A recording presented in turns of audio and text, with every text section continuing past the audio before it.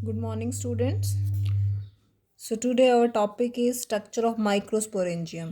जैसा कि आपको पता है कि हम लोग कर रहे थे structure of anther.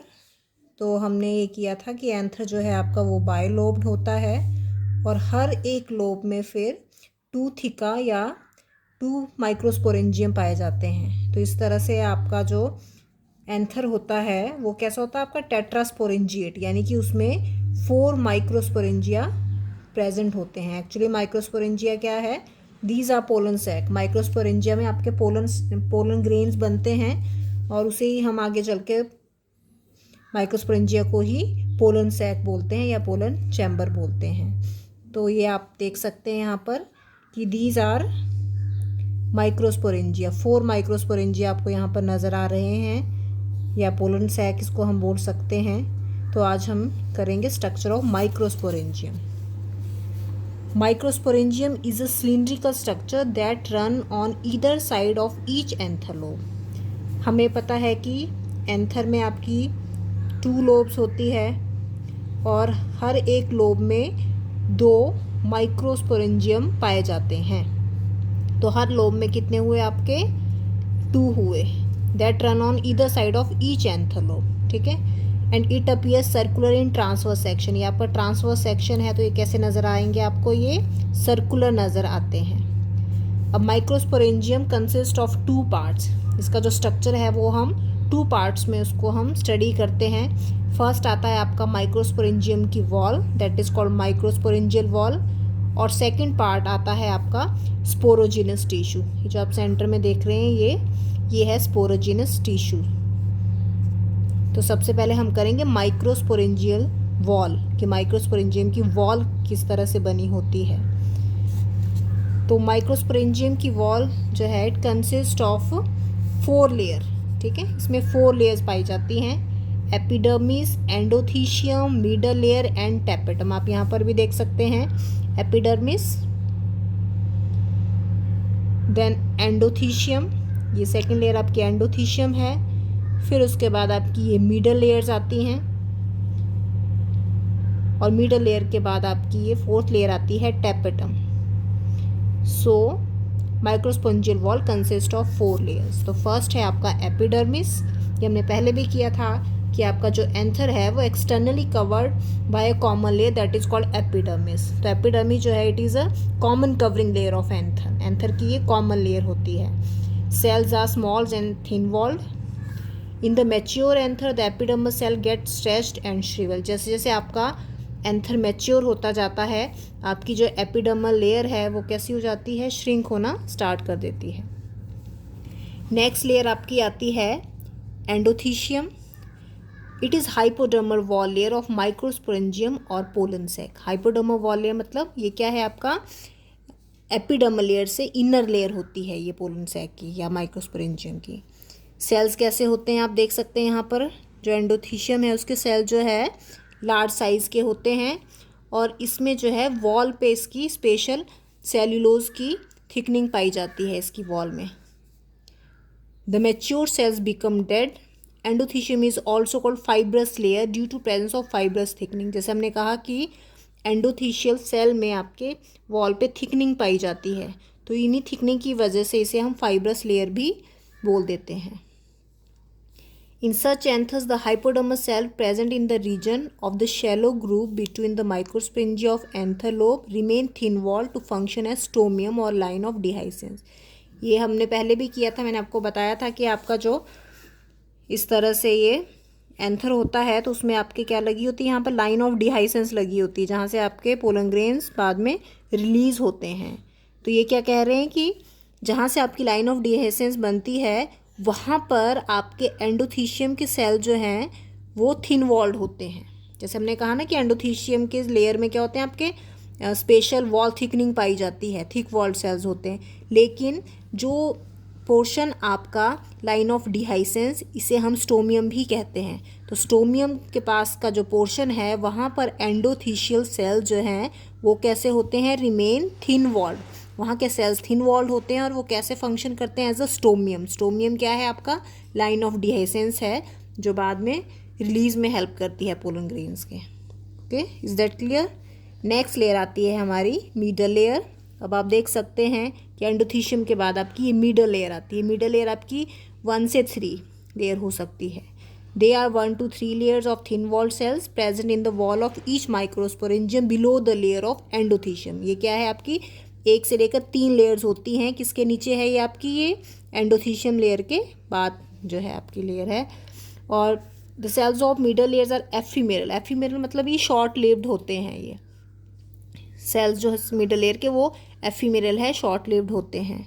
However they में contain starch grains and even develop some fibrous thickening. और इसमें जो है आपके स्टार्च ग्रेन पाए जाते हैं और फाइब्रस थिकनिंग भी होती है। ठीक है, ये आपका मिडल लेयर है। नेक्स्ट लेयर जो हमारी सबसे इंपॉर्टेंट लेयर माइक्रोस्पोरेंजियम की रहती है, दैट इज टेपेटम। वो है आपकी टेपेटम लेयर। ये देख सकते हैं आप, ये टेपेटम है। ये tapetum is inner specialized nourishing layer है। ये नरिशिंग लेयर इसको हम इसलिए बोलते हैं, ये नरिशमेंट का काम करती है। आगे चलकर आपके जो माइक्रोस्पोर्स बनेंगे उससे फिर पोलन ग्रेन्स जो बनते हैं तो उसको नरिशमेंट देने का काम करती है। इसलिए आपका टेपेटम जो है वो काफ़ी इंपॉर्टेंट लेयर मानी जाती है। नरिशिंग लेयर है ये माइक्रोस्पोरेंजियल वॉल की। The cells have dense cytoplasm होता है इसमें, and they become large multinucleate and polyploid through endomitosis and endopolyploidy. ये आप सिर्फ इतना समझ लीजिए कि ये कैसे होते हैं। ये लार्ज सेल्स होते हैं और मल्टी न्यूक्लिएट भी होते हैं। ठीक है, अब क्या है कि टेपेटम जो है उसमें भी सेल्स किस टाइप के रहते हैं, 2 टाइप्स के सेल्स जो है इसमें रहते हैं। एक होते हैं आपके अमीबाइड टेपेटम, इसको हम बोलते हैं। यहाँ पर क्या होगा कि tapetal cells grow and fuse to form periplasmodium that pass in between the spore mother cells for providing them nourishment and other material. ये जो अमीबॉइड टेपेटम सेल्स कैसे होते हैं, ये कैसे होते हैं, ये इन्वेसिव है। इन्वेसिव मतलब ये आपके जहाँ पर आपके पोलन ग्रेन्स बनते हैं, स्पोर मदर सेल्स होते हैं यहाँ पर, तो उसके अंदर तक ये चले जाते हैं। ये क्या करते हैं, ग्रो करते हैं, फ्यूज टू फॉर्म, फ्यूज करके आपस में मिलकर ये क्या करते हैं, एक ऐसा पेरीप्लाज्मोडियम स्ट्रक्चर बनाते हैं जो कहाँ चला जाता है, in between spore mother sales. Spore mother sales क्या होते हैं, जो आगे चलकर पोलन ग्रेन्स बनाते हैं।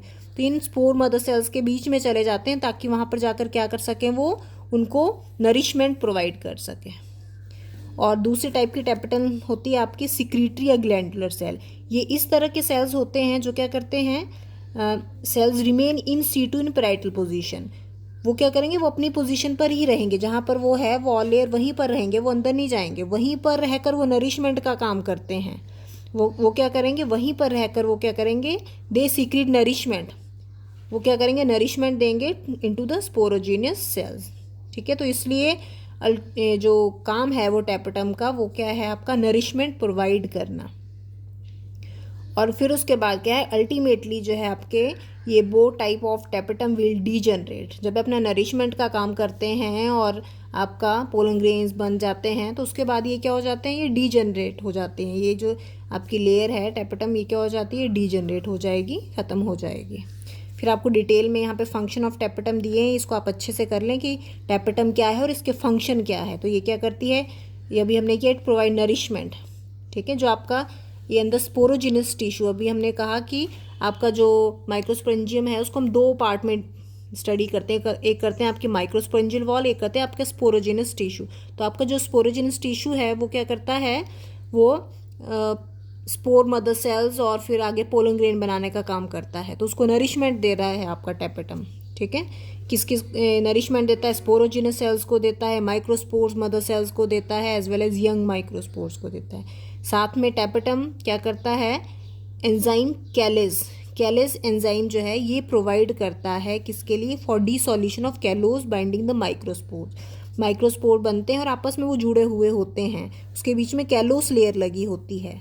तो उस कैलोस लेयर को रिमूव करने का काम करते हैं ये एंजाइम, ये टेपेटम ये एंजाइम बनाता है। इसके अलावा क्या है, it secrete hormones that are store in pollen grains for their early growth. Hormones भी सीक्रेट करता है जो पोलन ग्रेन की ग्रोथ में हेल्प करता है। Tapetum secrete Ubisch granules which provide sporopollenin and other material for the exine part of the pollen grain covering. Pollen grain की layer रहती है, एक होती है इंटाइन होती है, एक एक्साइन होती है। अभी हम नेक्स्ट उसमें टॉपिक में पढ़ेंगे। तो वो जो एक्साइन है वहाँ पर एक एक कंपाउंड या एक मटेरियल पाया जाता है उसको हम स्पोरोपोलेनिन कहते हैं, तो वो स्पोरोपोलेनिन बनाने में भी हेल्प करती है टैपेटम आपके। साथ में it provides pollen kit covering around the entomophilous pollen grains. ये क्या करते हैं, एंटोमोफिलस पोलन ग्रेन क्या होते हैं कि पोलन ग्रेन्स का काम क्या है कि पोलन ग्रेन जो है फाइनली क्या करते हैं, वो मूव करेंगे, मतलब क्या कि वो फर्टिलाइजेशन करेंगे। कैसे, उसके लिए उनको फीमेल गैमेट के पास जाना पड़ेगा, तो वो ले जाने का जो प्रोसेस है पोलन ग्रेन्स का फीमेल गैमेट तक जाने का, उसका जो ट्रांसफ़र का काम है उसको हम पॉलिनेशन बोलते हैं। तो वो पॉलिनेशन अलग अलग एजेंट करते हैं। आपके पोलन ग्रेन जो है वो हवा के द्वारा भी उड़कर जा सकते हैं, पानी के द्वारा भी जा सकते हैं, इंसेक्ट्स के द्वारा भी जा सकते हैं। तो इंसेक्ट्स के द्वारा जब जाते हैं तो उसको हम एंटोमोफिलस कहते हैं, ये भी हमारा नेक्स्ट टॉपिक रहेगा। तो एंटोमोफिलस पोलन ग्रेन्स, तो वहाँ पर एक स्ट्रक्चर पाया जाता है, उन एंटोमोफिलस पोलन ग्रेन्स में एक स्ट्रक्चर पाया जाता है, उसको हम पोलन किट कहते हैं। तो वो पोलन किट भी बनाने का काम करती है ये आपकी tapetum. Tapetum provides compatibility incompatibility proteins to pollen grains. अब ऐसा तो नहीं होगा कि कोई भी पोलन ग्रेन जाकर किसी भी मेल गैमेट के साथ फ्यूज़ हो जाएंगे, किसी भी फीमेल पार्ट पर जाकर बैठ जाएंगे, ऐसे नहीं होता है। तो क्या होता है, जो गैमेट आपस में कंपैटिबल होते हैं, कंपैटिबल मतलब जो एक दूसरे को एक्सेप्ट कर पाएंगे, जो एक दूसरे के तुल्य होंगे, वही आप आगे चल के फर्टिलाइजेशन करते हैं। तो वो कंपैटिबिलिटी बनाने का काम भी टैपेटम करती है। तो ये हमारे टैपेटम के फंक्शन थे। तो अभी हमने किया माइक्रोस्पोरेंजियम के स्ट्रक्चर में माइक्रोस्पोरेंजियल वॉल, ठीक है। अब हम नेक्स्ट पार्ट करेंगे स्पोरोजिनस टिश्यू। नेक्स्ट आता है हमारा स्पोरोजिनस टिश्यू। ये आप देख सकते हैं कि यहाँ पे स्पोरोजिनस सेल्स बनाए हैं, ये स्पोरोजिनस टिश्यू जो बनाते हैं। तो आपका नेक्स्ट पार्ट है वो। तो नेक्स्ट पार्ट करते हैं हम sporogenous tissue. It फिल्स the interior of microsporangium. अगर आप देखें तो माइक्रोस्पोरेंजियम के अंदर जो पार्ट है उसको भरने का काम कर रहा है स्पोरोजिनस टिश्यू।